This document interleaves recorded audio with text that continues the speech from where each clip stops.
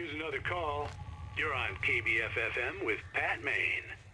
It's Milt Peabody, Pat. What's on your mind, Milt? Well, I live near the trailer park, Pat, and there's a big ruckus going on over there. Well, that's just up the road from me, too. What's going on, do you know? I don't know, but there's a bunch of police cars there, lots of sirens, a helicopter buzzing around, and I think I heard some gunshots. Gunshots? Yes, sir, like from a pistol. So can you find out what's going on? Because it's just next door and they're popping off guns there. They're still shooting? No, it was maybe 10, 15 minutes ago. It sounds serious, Pat. I'm telling you, it don't sound like no party. I'm certainly going to give the station a call, Milt. Okay. You'll hear it here as soon as I hear from them. Okay, thanks.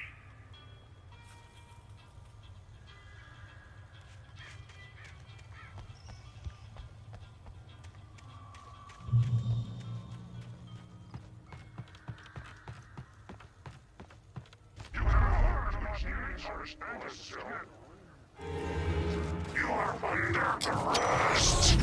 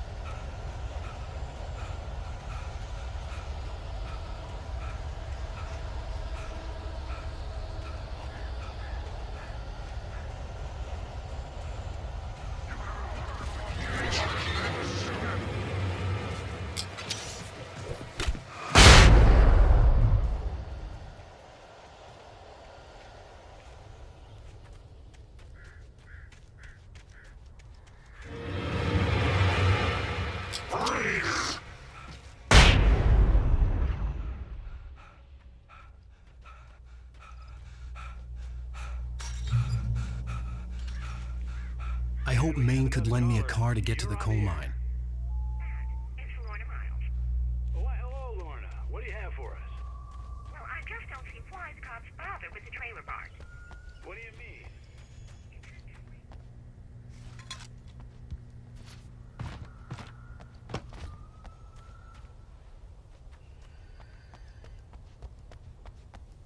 Well, Let the trash sort themselves out. I'm sorry, but my granddaddy settled in Bright Falls in 1911. well, thank you very much for that compassionate viewpoint, Lorna. Oh, here's a little surprise. The famous writer Alan Wake just walked in. Folks, I'm going to see if I can talk him into an interview. Come on in, Mr. Wake.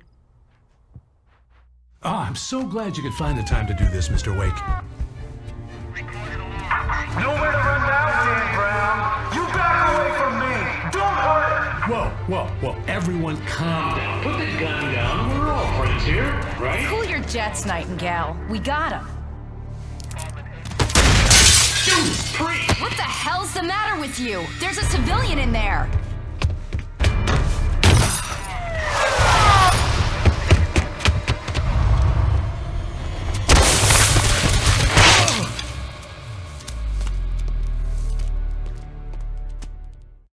I'll get you yet, even if it kills me. You hear me? You hear me, H.P. Lovecraft? I had fallen off so many cliffs it was ridiculous. That's what you get for naming a book The Sudden Stop. Probably good I hadn't had the chance to tell Maine where I was going. I'd have to lose the cops and find my own way to the mine.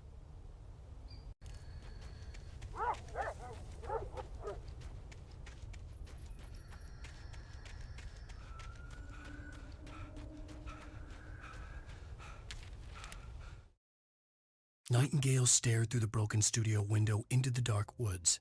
He turned around, started to walk out, but Maine grabbed his arm. "Young man, you almost shot me.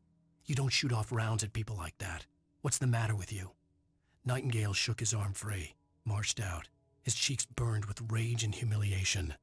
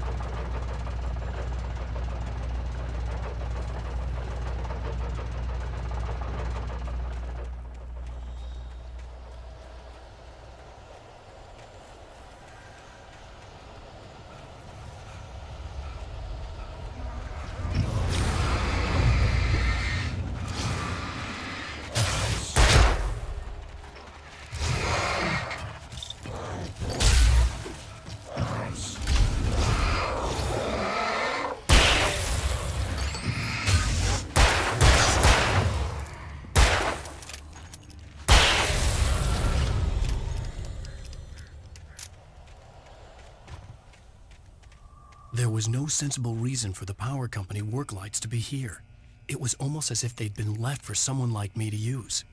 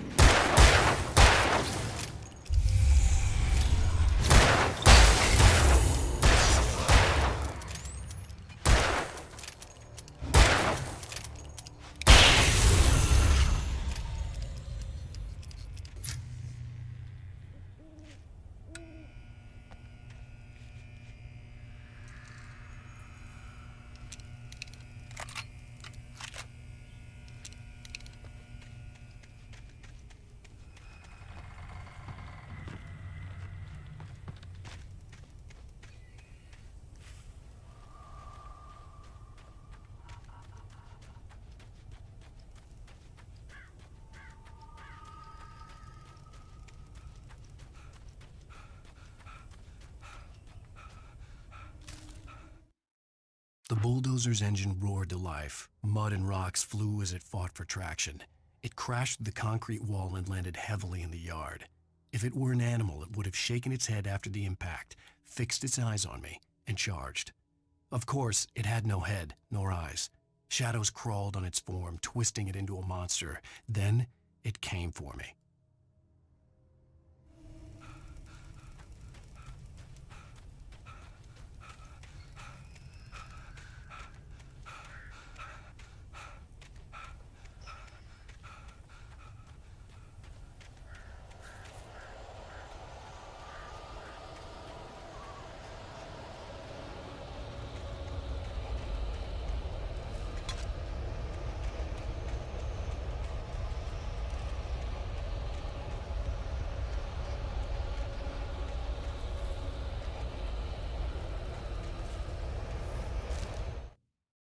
Sarah trusted her gut, and her gut said Agent Nightingale was an asshole.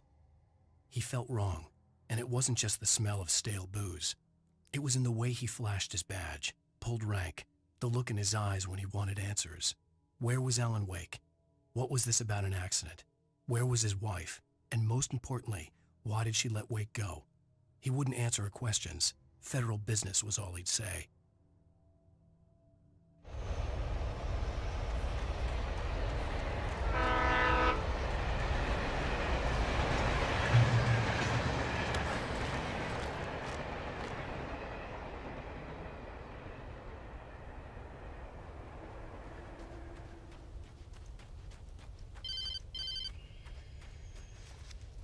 Hello? The most stubborn man I've ever met. Alice? Alice? Alan. I'm so afraid. Keeps me in the dark. Please help me. I look at you, Alan, and it's not you. Something else. Looking out from behind your eyes. Alice, I'm here. I'm so alone here. It's all gonna go to hell. You need to be careful. Cooperate. The connection had been terrible, but that wasn't the only thing that hadn't been right with the call. She sounded wrong somehow, but she had called me.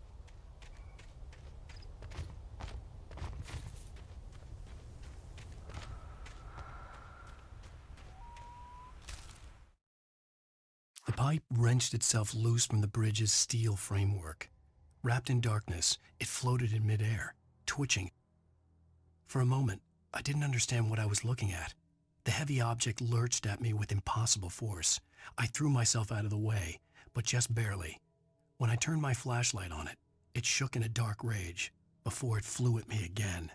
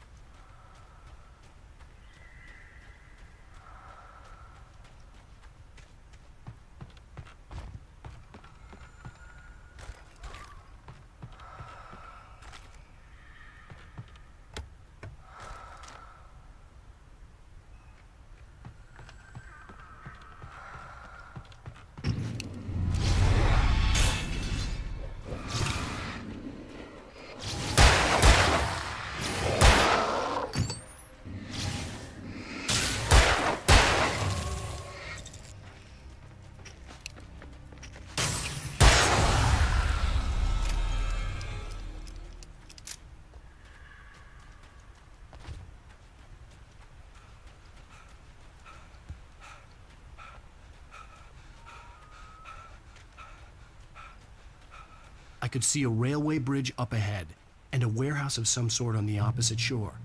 I hoped I could find a car from there.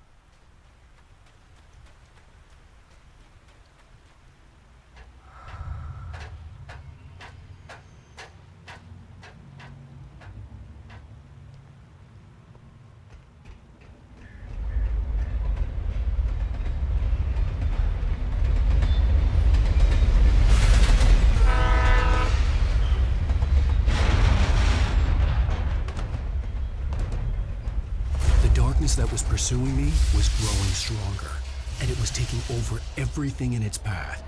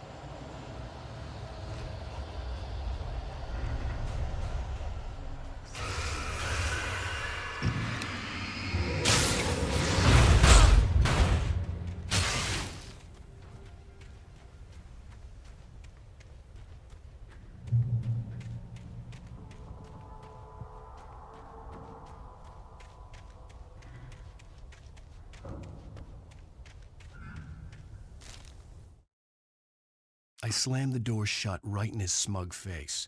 He pleaded for me to open the door. True to form, the asshole actually thought I would obey. I had no sympathy left, no guilt either, not for him.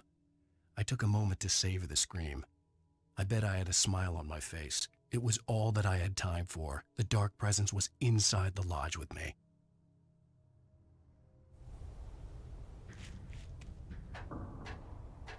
As a teenager, just starting to get interested in writing, Stephen King had been a source of inspiration to me. I thought about all the inanimate objects that had come to life in his books. No one is safe in a good horror story, certainly not the protagonist.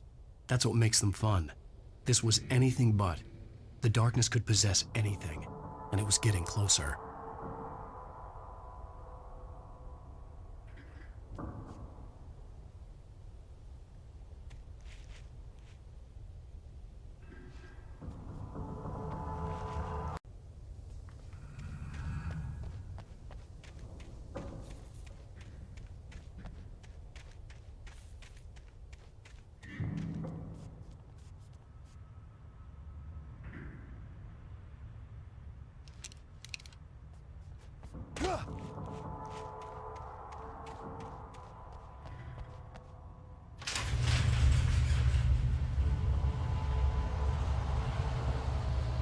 Did you call 911?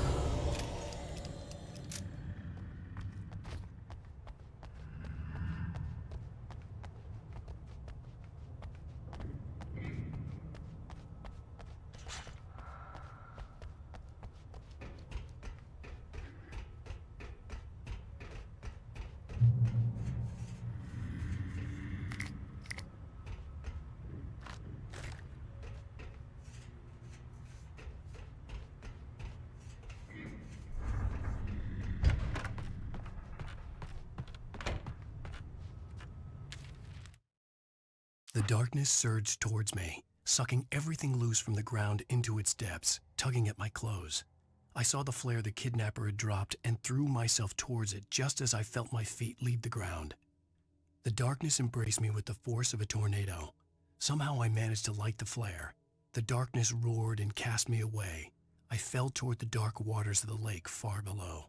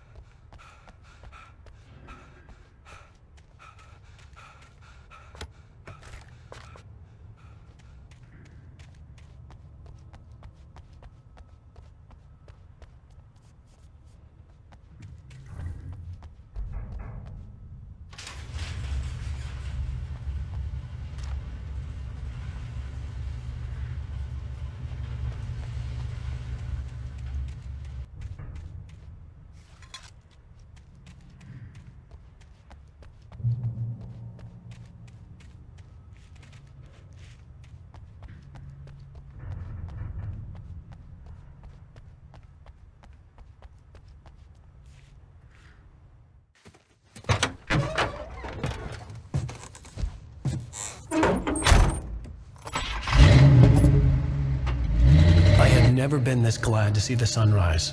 I had a couple of hours to get to the coal mine.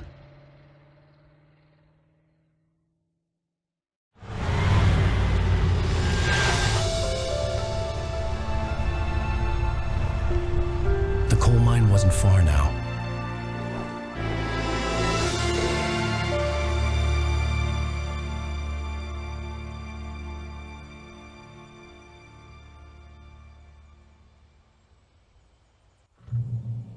Today, I would meet the kidnapper, and he would give me Alice. I wouldn't give him any other choice. A drowning man will clutch at a straw.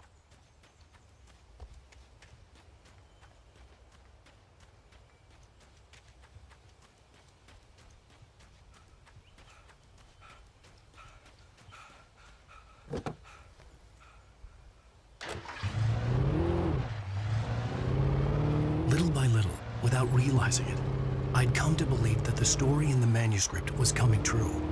The current of its narrative had taken me deeper and deeper into dark waters. Alice had been taken from me. Barry was probably in jail. I was a fugitive from the FBI. The whole world taken over by the dark presence was trying to destroy me. It all felt real, but it matched a textbook case of insanity.